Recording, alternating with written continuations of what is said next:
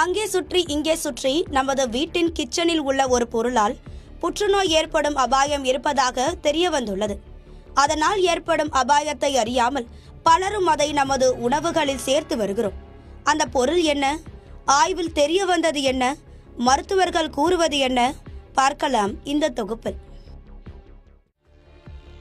இன்றைய காலகட்டத்தில் எப்படி இருதய நோய் வருவது சாதாரணமாகி விட்டதோ அதே போலதான் இந்த உயிர்கொல்லியான கேன்சரும் மனிதர்களிடையே அதிகரித்து வருகிறது.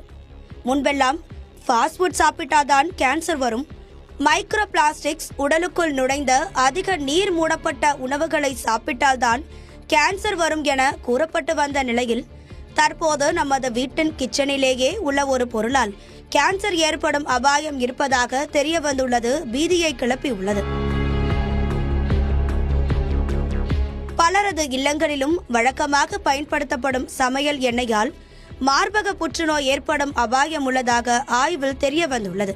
வேல் கார்னல் மெடிசன் நிறுவனம் நடத்திய புதிய ஆராய்ச்சியில் விதை மற்றும் தாவர எண்ணெய்களில் காணப்படும் கொழுப்பான லினோலிக் அமிலம் மார்பக புற்றுநோய் செல்களின் வளர்ச்சியை ஊக்குவிக்கக்கூடும் என்று தெரிய வந்துள்ளது.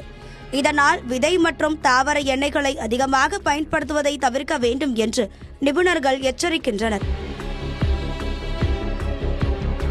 குறிப்பாக லினோலிக் அமிலத்தை தொடர்ந்து உட்கொண்டால் ட்ரிபிள் நெகட்டிவ் என்னும் அபாயகரமான மார்பக புற்றுநோய் ஏற்படும் எனவும், இந்த வகையான புற்றுநோயின் பரவல் அதிகமாகவே இருப்பதோடு மட்டுமல்லாமல் இதில் இருந்து குணமடைவதற்கான வாய்ப்புகளும் குறைவு எனவும் தெரிவிக்கப்பட்டுள்ளது.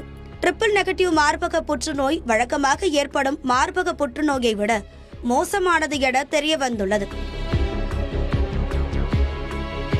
சோயாபீன் மற்றும் குங்குமப்பூ எண்ணெய் போன்ற விதை எண்ணெய்களிலும் பன்றி இறைச்சி மற்றும் முட்டைகள் உள்ளிட்ட விலங்கு பொருட்களில் காணப்படும் ஒமேகா 6 கொழுப்பு அமிலமான லினோலிக் அமிலம் சிகிச்சையில் சரியாகும் வாய்ப்பை குறைவாக கொண்ட ட்ரிபிள் நெகட்டிவ் மார்பக புற்றுநோய் வகையை ஏற்படுத்தும் என இந்த ஆராய்ச்சியில் தெரிய வந்துள்ளது.